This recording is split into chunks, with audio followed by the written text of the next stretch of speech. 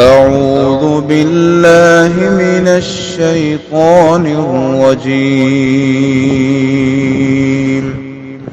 بسم الله الرحمن الرحيم. السلام علیکم ورحمۃ اللہ وبرکاتہ۔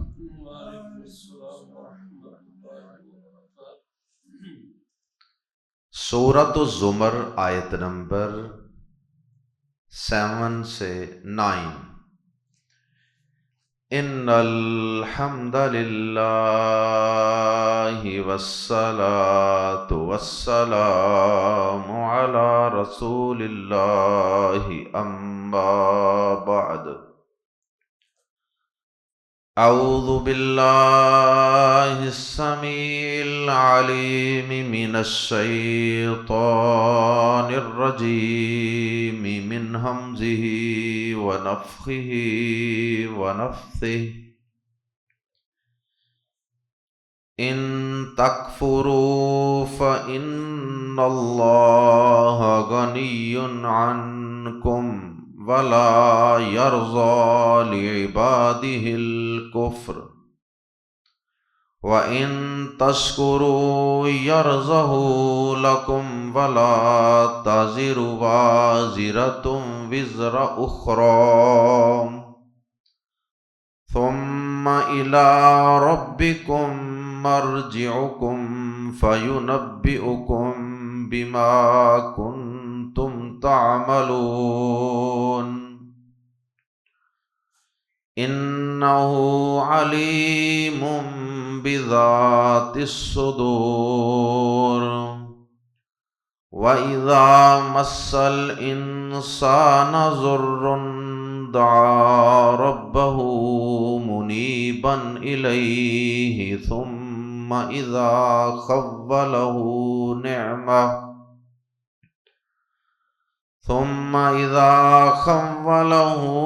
نعمة منه نسي ما كان يدعو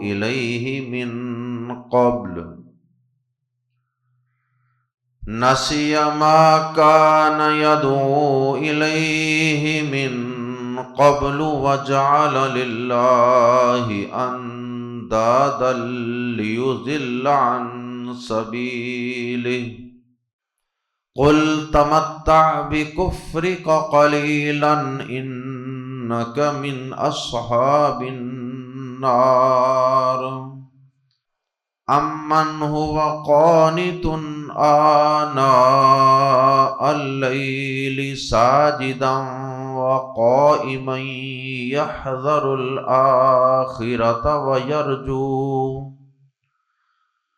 ويرجو رحمة ربه قل هل يستوي الذين يعلمون والذين لا يعلمون إنما يتذكر أولو الألباب۔ گزشتہ آیات میں اللہ رب العزت نے اپنی توحید اور اس کے دلائل کا تذکرہ فرمایا، لیکن اس کے باوجود بہت سے لوگ ایسے ہیں جو اللہ کی توحید کے دلائل سننے کے بعد بھی کفر، شرک اور اپنے آباء و اجداد کے جاہلانہ اور مشرکانہ عقائد پر ڈٹے اور جمے رہے۔ اللہ رب العزت نے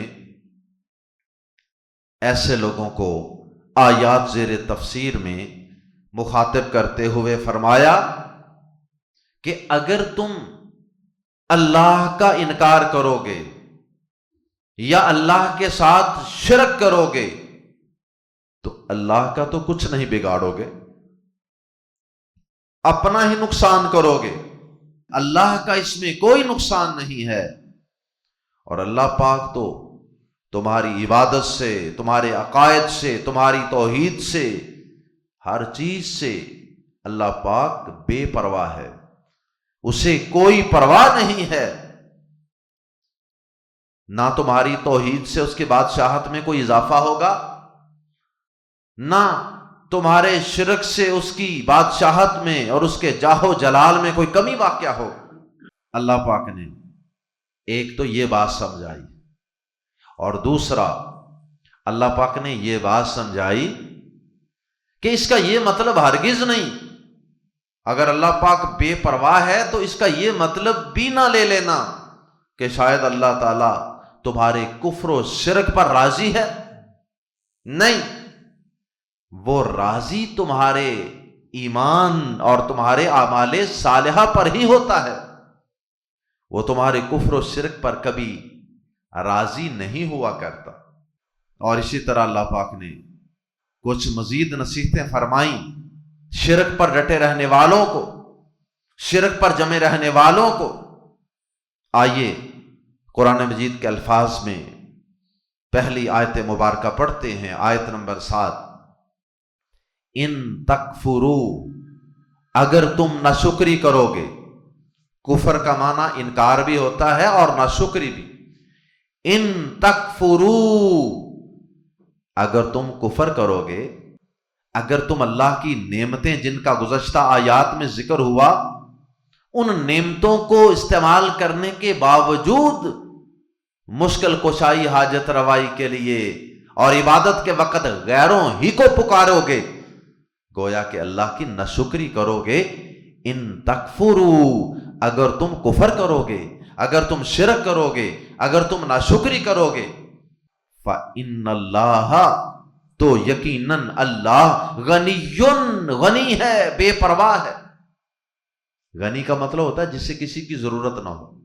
فَإِنَّ اللَّهَ غَنِيٌّ، تو یقیناً اللہ بے پرواہ ہے، عَنْكُمْ، تم سے، تو اللہ تم سے بے پرواہ ہے۔ اللہ کو کوئی اس کا نقصان نہیں ہے، نقصان تم اپنا ہی کرو گے۔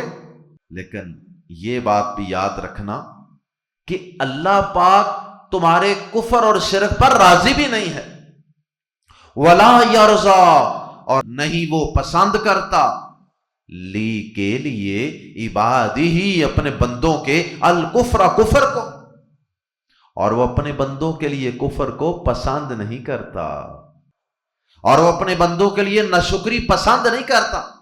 ہاں، اس کی مشیت اور اس کی مصلحت کا تقاضا یہی ہے کہ وہ تمہیں تمہارے حال پہ چھوڑ دے، کیونکہ وہ تمہارا امتحان لینا چاہتا ہے۔ لیکن اگر اس نے تمہیں اختیار دے دیا ہے تو اس کا یہ مطلب ہرگز نہیں ہے کہ وہ تمہارے کفر کو پسند کرنے پر اور کفر کو چوز کرنے پر وہ راضی ہوگا، ایسا نہیں ہے۔ بلکہ وہ تو کس بات پہ خوش ہوتا ہے؟ وہ خوش ہوتا ہے وَإِن تَشْكُرُوا، اور اگر تم شکر ادا کرو گے، یرضا، وہ راضی ہوگا یا وہ پسند کرے گا، اسے لکم، تمہارے لیے، اور اگر تم شکر کرو تو وہ اسے تمہارے لیے پسند کرے گا۔ اللہ پاک نے اپنی پسند ناپسند بتا دی، میں راضی کس چیز پر ہوتا ہوں۔ لیکن اللہ پاک کی یہ مصلحت ہے کہ اللہ پاک زبردستی کسی کو کفر سے، شرک سے، ناشکری سے، نافرمانی سے روکتا نہیں ہے۔ اور رہی یہ بات کہ یہ اللہ کے علاوہ جن کو تم پکارتے ہو، یہ تمہیں امیدیں دلاتے ہیں یا تم خود ہی ان سے اپنی طرف سے ہی امیدیں باندھے بیٹھے ہو کہ یہ قیامت کے دن ہمیں بچا لیں گے، ہمیں چھڑا لیں گے اور ہمیں جہنم سے نکلوا لیں گے، تو فرمایا کہ یہ تمہاری بہت بڑی حماقت اور بیوقوفی ہے، لا علمی ہے۔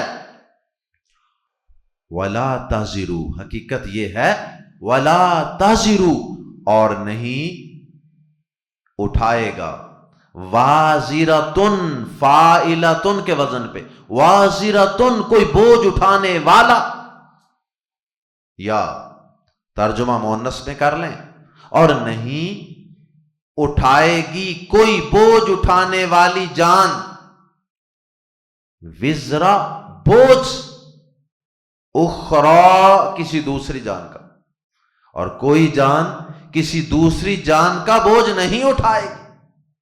اس لیے اپنے کفر کا، اپنے شرک کا، اپنی ناشکریوں نافرمانیوں کا اور اپنی بدعمالیوں کا بوجھ تمہیں خود ہی اٹھانا پڑے گا.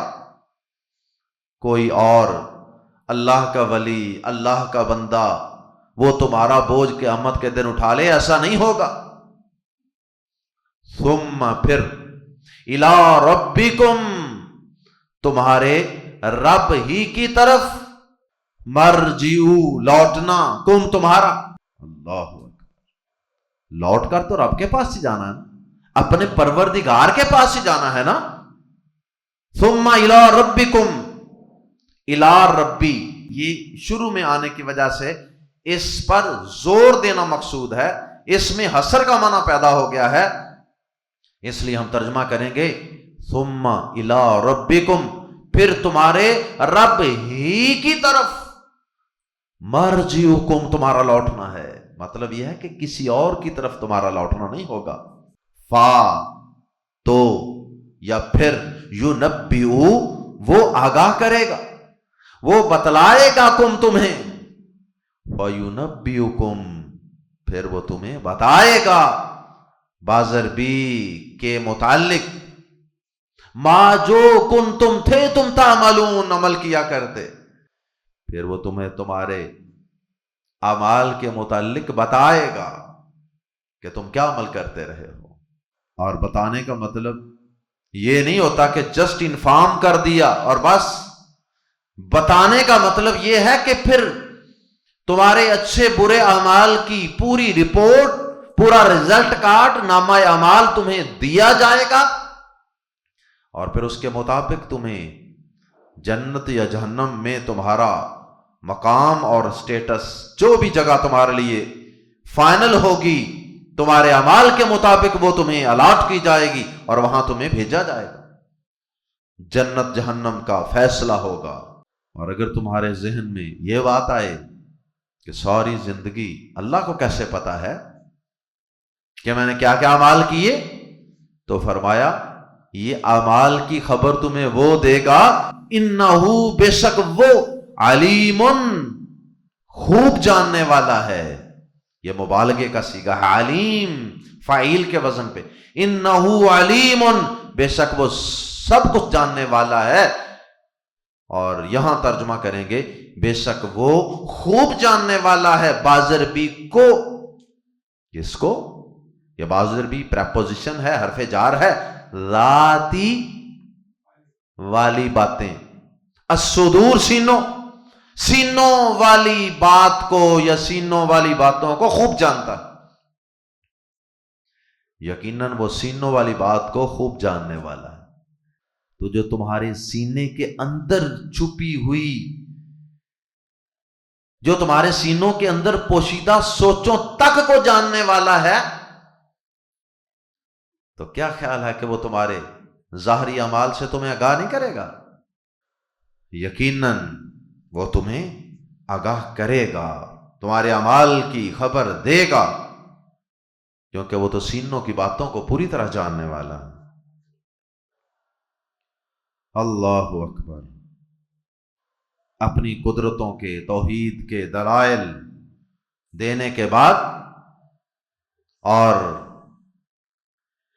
اس کے متعلق کچھ باتیں مزید بتانے کے بعد اللہ پاک نے خوشحالی اور بدحالی میں انسان کی طبیعت کا تذکرہ کیا، انسان کا مزاج اور اس کی فطرت کیسی ہے، کہ یہ خوشحالی میں کیا کرتا ہے اور یہ بدحالی اور تنگ دستیوں، بیماریوں میں کیا کرتا ہے.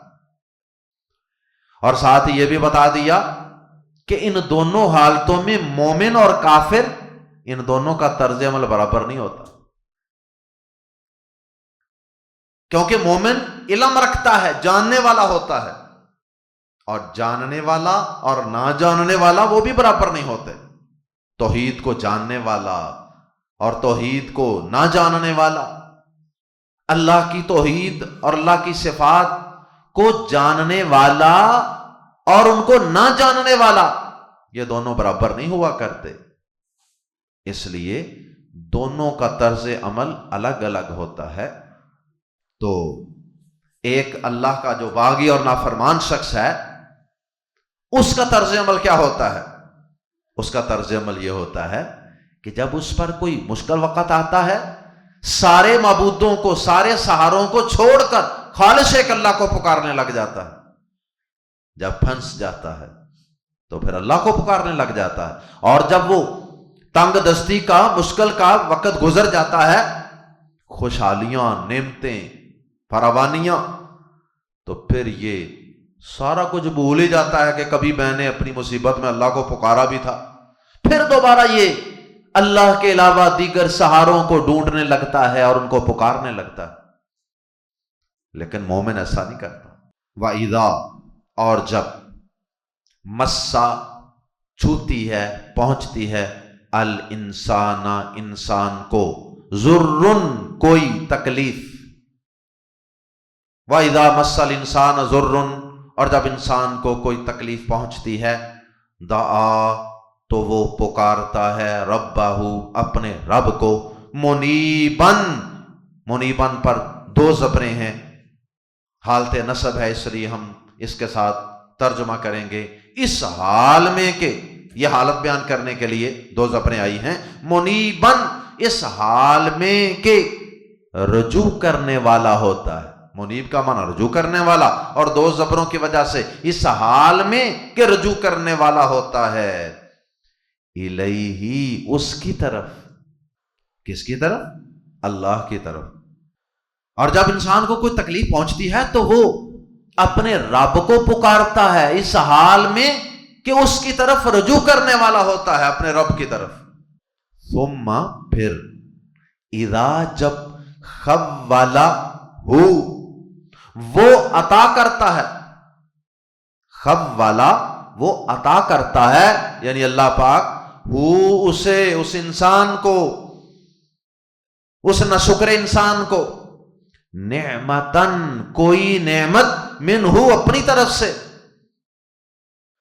نسیا، بھول جاتا ہے، ما کانا، جس کی، یدعو، پکارا کرتا تھا، الیہ، جس کی جانب، یعنی جس مصیبت کو دور کروانے کے لیے، الیہ میں جو ہی ضمیر ہے یا ہو ضمیر ہے، اس سے مراد ضرن ہے، جس ضرن، جس تکلیف کی طرف یا جس تکلیف کے لیے وہ پکارا کرتا تھا اپنے رب کو، وہ اسے بھول جاتا، اس تکلیف کو ہی بھول جاتا۔ وَجَعَلَ لِلَّهِ، اور بنا لیتا ہے اللہ کے لیے، اندادن، کئی شریک، ندن کی جمع انداد، کئی شریک بنا لیتا ہے، لی، تاکہ، یضل، تاکہ گمراہ کرے، عن سبیلہ، اس کے راستے سے، کئی معبود بنا لیتا ہے اور کہتا ہے کہ یہ فلاں آستانے سے ملا ہے، یہ فلاں چیز سے ملا ہے، یہ فلاں بت سے ملا ہے، یہ فلاں قبر سے ملا ہے، یہ فلاں دربار سے ملا ہے، پھر اس طرح کی باتیں بنا کر اپنی نعمتیں لوگوں کو سناتا پھرتا ہے، اور وہ مشکل وقت بھول ہی جاتا ہے جب اللہ کو اس نے پکارا تھا، خود بھی گمراہ، اور پھر مختلف معبودوں کی، مختلف سہاروں کی کہانیاں سنا سنا کے لوگوں کو بھی گمراہ کرتا ہے اللہ کی راہ سے۔ اس مفہوم کی آیت، انسان کے اس طرز عمل اور اس طبیعت اور اس مزاج کا تذکرہ اللہ پاک نے سورہ یونس کی آیت نمبر 12 میں بھی کیا، اس کا ترجمہ بھی سماعت فرما لیجئے۔ اور جب انسان کو تکلیف پہنچتی ہے تو اپنے پہلو پر یا بیٹھا ہوا یا کھڑا ہوا ہمیں پکارتا ہے، پھر جب ہم اس سے اس کی تکلیف دور کر دیتے ہیں تو چل دیتا ہے جیسے اس نے ہمیں کسی تکلیف کی طرف جو اسے پہنچی ہو پکارا ہی نہیں۔ لیکن مومن کا طرز عمل یہ نہیں ہوتا، مومن کا طرز عمل یہ ہوتا ہے کہ وہ ہر حال میں اپنے رب ہی کو پکارتا ہے، تنگ دستی ہو یا خوشحالی ہو، مصیبت میں صبر کر کے اپنے رب سے اجر حاصل کر لیتا ہے، اور خوشحالی میں اپنے رب کا شکر ادا کر کے اپنے رب کو راضی کر لیتا ہے اور اس سے اجر و ثواب کما لیتا ہے۔ قل، کہہ دیجئے اے نبی پاک صلی اللہ علیہ وسلم، کہہ دیجئے ایسے انسان کو، اے مشرک، اے ناشکرے، اے مفاد پرست، تمتع، فائدہ اٹھا لے، بی کفری کا، اپنی ناشکری کے ساتھ، اپنے کفر، اپنے شرک، اپنی ناشکری کے ساتھ فائدہ اٹھا لے، قلیلا، تھوڑا سا. یعنی ناشکریوں کے ساتھ دنیا میں کتنی کو دیر جی لوگے، کتنا کو فائدہ اٹھا لوگے، تھوڑا سا فائدہ اٹھاؤ گے. یہ اللہ کی مشیت ہے کہ اس نے تمہیں مہلت دی ہوئی ہے، ورنہ وہ تمہاری فوراً بھی گرفت کر سکتا ہے. اٹھا لو تھوڑا سا فائدہ، کر لو لوگوں کو گمراہ. دنیا کی لذتوں سے معمولی فائدہ اٹھا لو، لیکن یہ سارا کچھ عارضی ہے، معمولی ہے. پھر اس کے بعد جب ہمارے پاس آؤ گے، حساب و کتاب ہوگا، اور اس شرک اور کفر اور ناشکری کے طرز عمل کی وجہ سے تمہیں اپنی جہنم میں جلانے کے لیے پھینک دوں گا.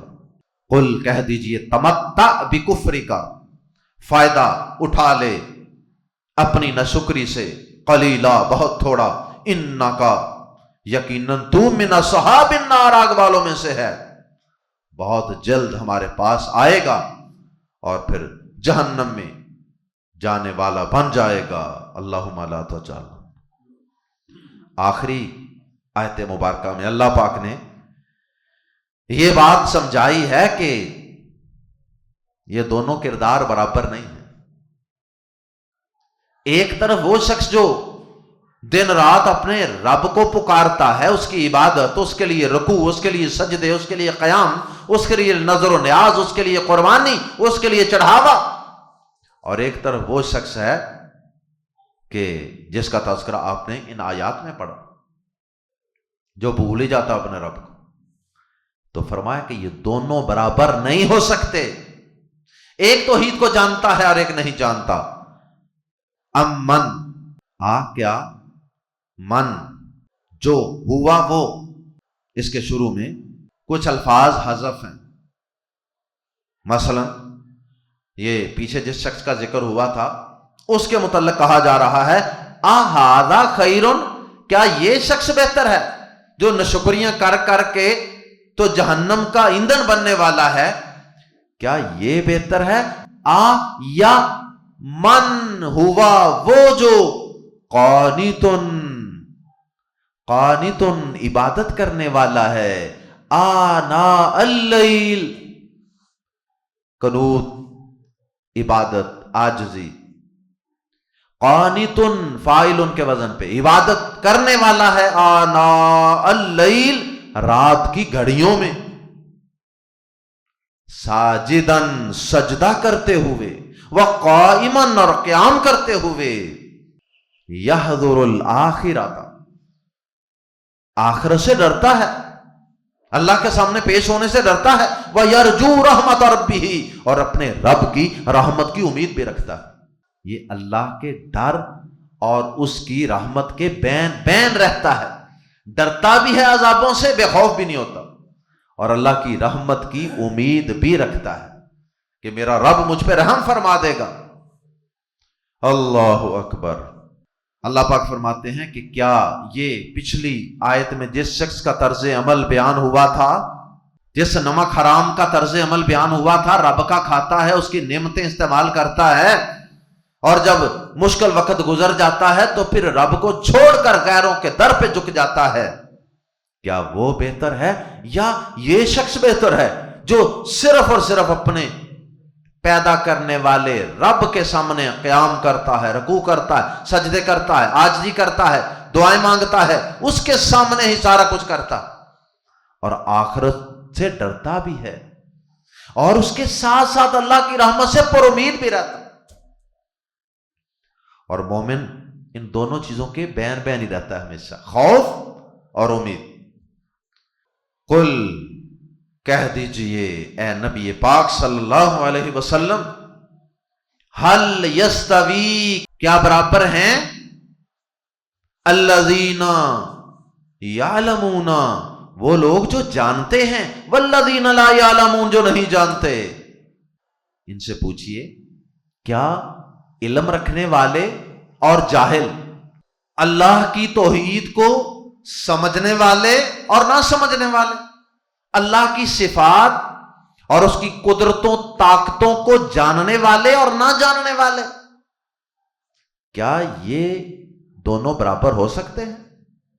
حل یستوی الذین یعلمون والذین لا یعلمون، کیا برابر ہیں وہ لوگ جو جانتے ہیں اور وہ جو نہیں جانتے؟ بظاہر سوال ہے، لیکن اسے کہتے ہیں استفہام انکاری، یعنی بظاہر سوال ہے لیکن اس کا جواب نہیں میں ہے۔ مطلب یہ ہے کہ یہ دونوں کردار برابر نہیں ہو سکتے۔ مشرک سب سے بڑا جاہل ہے اور موحد سب سے بڑا عالم ہے۔ جس نے رب کی توحید کو پا لیا، جس نے اپنے پیدا کرنے والے کی توحید کو پہچان لیا، اللہ کی قسم اس سے بڑا عالم کوئی نہیں اس کائنات میں۔ اور جس شخص نے اپنے رب کی توحید کو نہیں سمجھا، اپنے رب کی صفات کو نہیں پہچانا، اور وہ شرک کی اتھاہ گہرائیوں میں گرا پڑا ہے، اللہ کی قسم وہ دنیا کی جتنی مرضی بڑی بڑی ڈگریاں حاصل کر لے، لیکن اللہ کے نزدیک وہ جاہل ہے، وہ علم سے کورا ہے۔ اور ضمن یہاں علم کی فضیلت بھی واضح ہو رہی ہے کہ علم والے اور جاہل برابر نہیں ہوا کر۔ اللہ اکبر۔ احادیث میں علم کی بہت سی فضیلتیں بیان ہوئی ہیں۔ پیارے نبی صلی اللہ علیہ وسلم نے فرمایا، صحیح بخاری کے حدیث ہے، کہ صرف دو چیزوں میں رشک کرنا، ریش کرنا، یہ درست ہے دو قسم کے لوگوں پر۔ ایک وہ آدمی جسے اللہ نے قرآن دیا، وہ رات کی گھڑیوں میں بھی اس کی تلاوت کرتا ہے اور دن کی گھڑیوں میں بھی اس کی تلاوت کرتا ہے۔ اور ایک وہ آدمی جسے اللہ پاک نے مال دیا ہے اور وہ مال اللہ کی راہ میں اعلانیہ بھی خرچ کرتا ہے، رات کو چھپ چھپ کر بھی خرچ کرتا ہے اور دن کی روشنی میں اعلانیہ بھی خرچ کرتا ہے۔ ان دونوں قسم کے لوگوں پر رشک کیا جا سکتا ہے کہ یا اللہ ان کو ملا ہے، مجھے بھی ملنا چاہیے۔ تو اس میں علم کی فضیلت ہے نا اس حدیث میں، کہ جس شخص کو اللہ نے قرآن کا علم دیا نا، اس پر انسان اس کی ریس کر سکتا ہے، اس پہ رشک کر سکتا ہے۔ دنیا کا مال اگر کسی کو ملا ہے، گاڑی دیکھ کر، کوٹھیاں دیکھ کر، وہاں انسان کے اندر یہ خواہش پیدا نہیں ہونی چاہیے کہ یا اللہ یہ مجھے بھی ملے، بلکہ اللہ تعالیٰ نے جو نعمتیں دی ہیں اس پر شکر ادا کرنا چاہیے۔ ہاں انسان مانگ بھی سکتا ہے، لیکن دوسرے کی چیز دیکھ کر اس پر حسد جیسے خیالات یہ نہیں آنے چاہیے کہ اس کو کیوں ملا ہے، مجھے کیوں نہیں ملا۔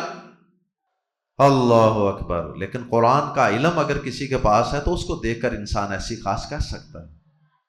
اور آخر میں فرمایا انما، بس فقط صرف یتذکروا، نصیحت قبول کرتے، یتذکروا نصیحت حاصل کرتے ہیں، الو والے، الالباب لبن کی جمع ہے عقل، اور الباب عقلوں، اولو الالباب عقلوں والے۔